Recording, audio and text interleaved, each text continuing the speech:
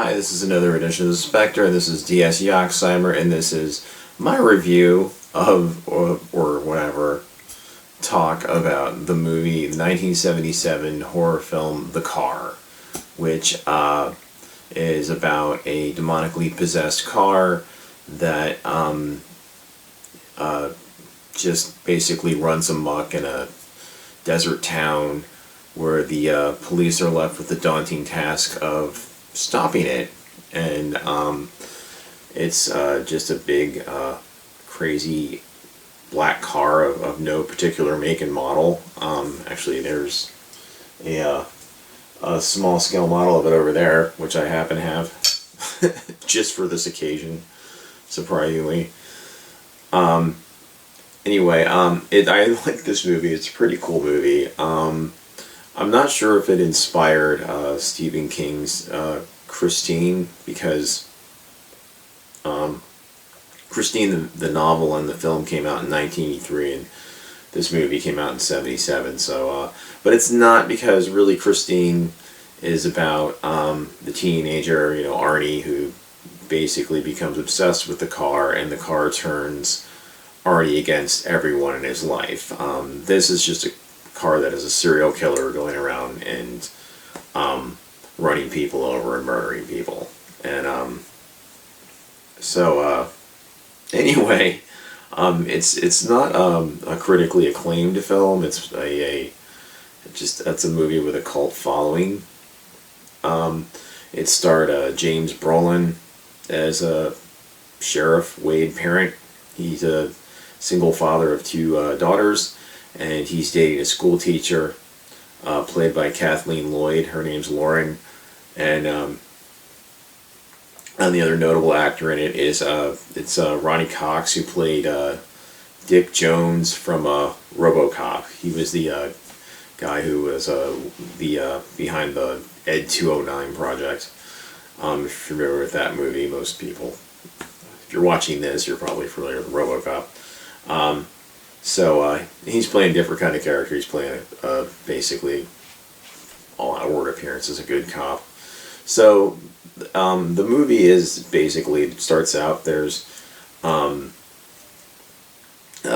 you see the car sort of, from the perspective of the windshield. There's really no driver. Doesn't seem like it. The car is just kind of driving itself. Not unlike Car from Knight Rider. But so anyway, you see the car you see these kids on their bicycles out there on a major highway, and the movie was shot in Utah, so it could look like Arizona. Maybe some of it was, because that's what it looked like.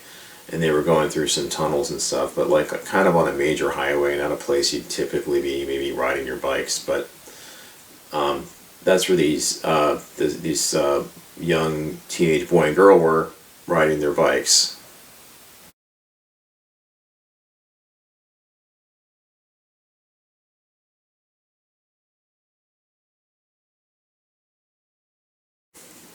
That shot was from the perspective, the passenger window of the car, which the windows are sort of tinted red if you see it from the inside. That's the thing, they're sort of ambiguous about whether the car has a driver or not. So anyway, and the car runs the two off the road, runs the girl off the road. She goes down a cliff, runs the young boy off the bridge, and I don't know, I could see several opportunities he had before he reached the bridge to sort of, get off the road maybe, but there's no getting away from the car. So while this car is just running about this, the area, this town, and for no reason, there's no explanation as to where the car came from.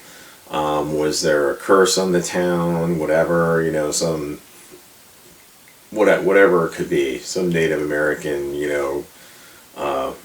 revenge for taking the land or something like that. Because there were Native American characters in the film, so I thought there was some explanation there. I don't know why they would choose a big black crazy looking car. But the car is actually a custom built vehicle. It was just made for the movie. It wasn't like a Lincoln, or well, actually it was built on the chassis of a Lincoln, but it kind of looks vaguely like that. But it has these huge bumpers and fenders, and it's supposed to look sort of formidable and kind of like a monster. And it cost $84,000 to build. And I mean, that's what I just read recently, but before, what I read was there were at least 3 cars, because 2 of them were destroyed in stunts, and one was still existed. Went into some private collection or whatever, I don't know. So anyway, but anyway, that's a little bit of trivia. Add my little IMBD trivia to this. So anyway, once the car kind of makes its presence known, starts really fucking with people, runs over a kid in front of this drunk's house. I guess this guy, he's a wife beater, and that's incidental. That's part of the plot, but he was out front hitchhiking, and he had like a French horn, and he was annoying the guy and who owned the house, and because he was out there hitchhiking. And so he flips off the car, and the car comes back and runs him over. And then they, try to track down where this young man came from and all that stuff. And that's where the police became aware of all of this. And they couldn't find out, much about the vehicle or anything like that or whatever, in investigating it. It's like a small town police department, their resources are limited, and they've got to deal with the demonically possessed car. They didn't know about this yet. They just thought it was like a psychopath driving a car like you'd normally think. But they couldn't stop the car because the car is pretty much indestructible. So anyway, they banned, the car kills a few more people, kills like one of the cops out front of the police station. It goes to a what is it, like, the teacher Lauren, who is a real character. She has some real goofy lines in this movie. Who's dating James Brolin's character. She's I don't know what the word. She's spunky, that's for sure.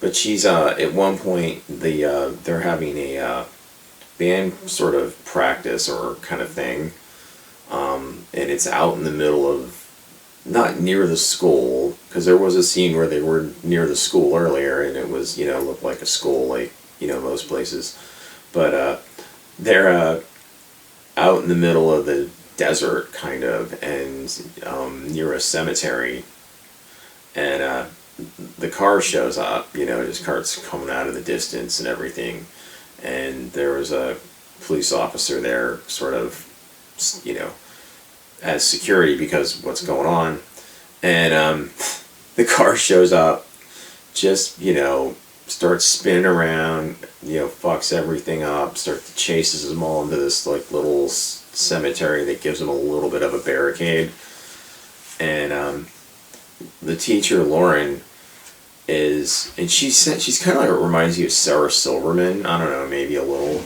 and she's just taunting the car, like saying, "Get out of your big car," and all this stuff. Like, I don't know how she was helping. And the other teacher, she basically makes a run for it to create a diversion and go to the nearby police car to call the other cops on the CB and everything, because nobody had cell phones back then, so you're screwed when a demonic car is got you and a bunch of school children from a marching band holed up in a cemetery. So the police show up, James Brolin's on a motorcycle or whatever, and everything, and then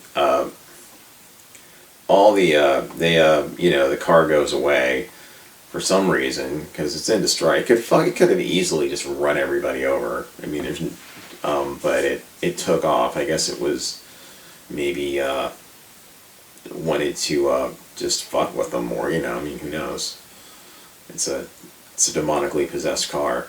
So the so James Brolin is on his motorcycle, confronts the car after it had just run into some other police cars, like just like kind of rolling, ramming into them, and then you see the car like roll over them, and the cars blow up, and then you see the car just drive away like perfectly fine, and then James Brolin confronts the car, and he gets sort of like going over to it, and the door opens and a little bit and stuff like that, and then it just like pushes, kind of like on Knight Rider when Kit would use his door to like whack somebody. That's sort of what the car did, and he just knocked him out kind of, and they found him and he's in the hospital. He wouldn't have gotten that injured by that though. It wasn't like because the door, if you see the scene, the door doesn't even really hit him that hard. It just basically, this thick door opens up. And, and you've seen some of the pictures I'll show of the car, but it's basically,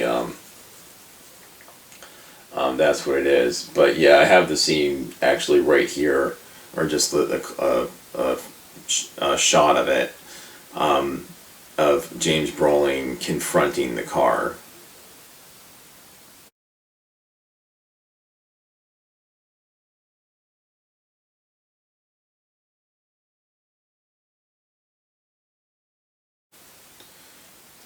So yeah, that was that big dramatic scene, and that's what I dig about this movie. I mean, he's just basically like, he's kind of like Sheriff Brody in Jaws with this, it's sort of what this is, and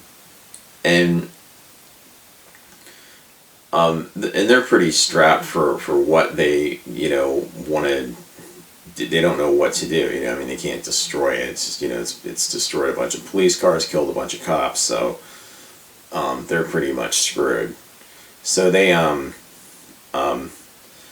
so what, James Brolin like wakes up in the hospital and stuff, and he wants to get back to work, and and everything, and he's got a lot to fight for. He's just he's thinking about marrying his girlfriend, his fiance, or whatever she is, and he's got 2 daughters to protect. So he's like he ain't fucking around anymore.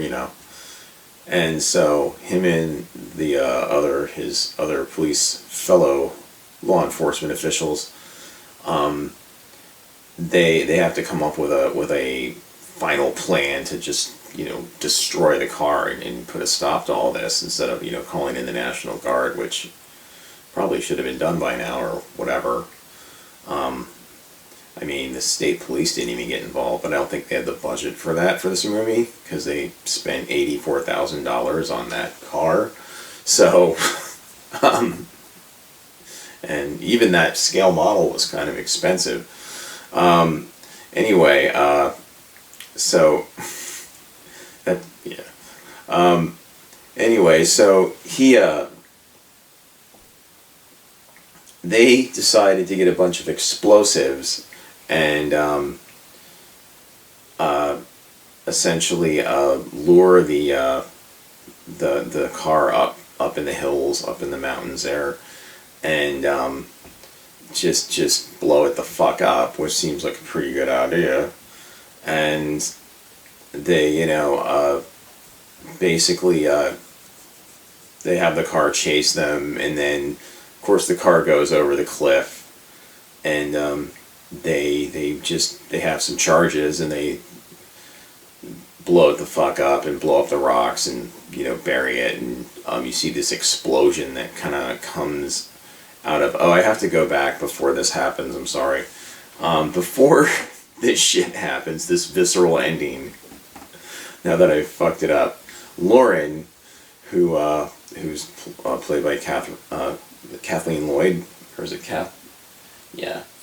Anyway, Kathleen Lloyd, veteran actress. She was in a lot of stuff in the 80s and everything like that. I mean, I recognize her because I'm a little bit older, but she doesn't probably work that much now. James Brolin does, but not. He's on a sitcom at least. So she's on the phone with her, boyfriend and stuff like that. He's on the phone with Sheriff Wade, and all of a sudden you hear the truck horn, which that's what the horn of the car has. It's like a semi horn from an 18-wheeler. So it's coming, and people just don't seem to know to run, but and the car has been sort of taunting Sheriff Wade like most of the movie. Like, he went in his garage, and the car was there and stuff like that, and it was blaring its horn off. So he's been a little bit of psychological terror that the car was engaging in with the sheriff. But the car gets personal and just drives right through her house, jumps through it, and kills her. So that's when he doubles down, and then they go and hatch this plan to blow up the car. And so it does sort of end like a Jaws movie in a way. I mean,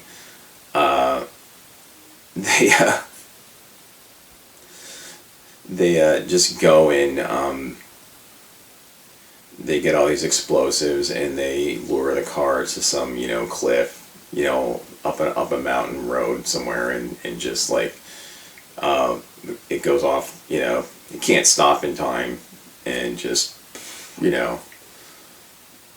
because that's it's a predatory sort of entity, whatever it is. It just wants to kill, and it goes into this ravine or whatever. They blow it up, and you see all the explosion like takes the form of some kind of demonic looking creature or whatever in the flames. You see it for just kind of a moment, and that goes away, and the car is sort of buried under all these rocks until I guess it gets out, like, I don't know, like Russell Edgington from True Blood. I don't know if you know what that show is. You get that reference, but Russell Edgington was the 3,000-year-old vampire from True Blood.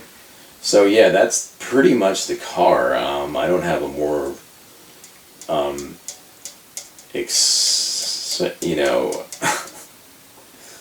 exciting dissertation to that. It's a pretty basic kind of horror movie. It's only PG, really. I mean, I actually thought it was an R-rated movie before I'd seen it before. And it was on TV. I think that they released it on TV a while ago. So back when a few years after it came out, so it wasn't really considered a really violent movie. It doesn't have a lot of blood in it. It's just a car. I mean, when you see people get run over, it's not like seeing people getting run over on The Walking Dead or anything. But in any case, it's a cool movie. It's audiences. It gets a high audience rating online, like on Rotten Tomatoes and stuff. It's just critics, pretty much pan it because it's basically like Jaws, and it's not like a really cerebral horror movie or anything like that. So I was disappointed to when Lauren got killed, Kathleen Lloyd's character. So let's just take a moment.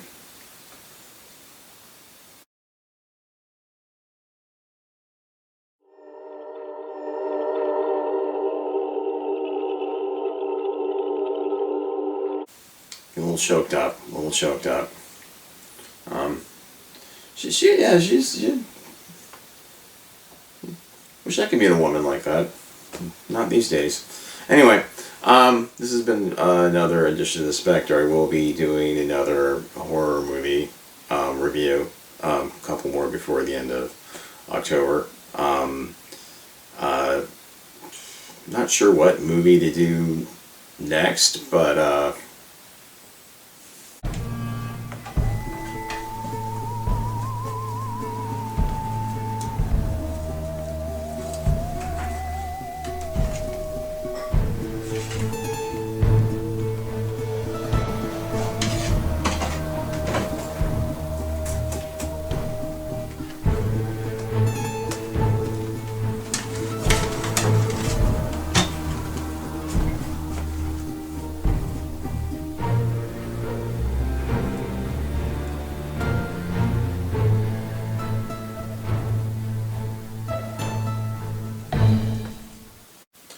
oh, cool. The original Nightmare on Elm Street. That's the next movie I'm doing because no one's reviewed that ever or talked about it. So, yeah, that's the next movie I'm going to do an analysis of.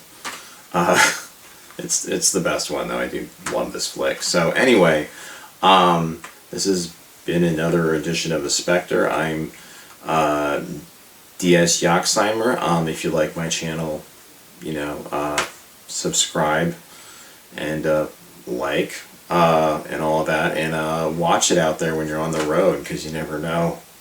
That fucking car probably got out of that pile of rubble.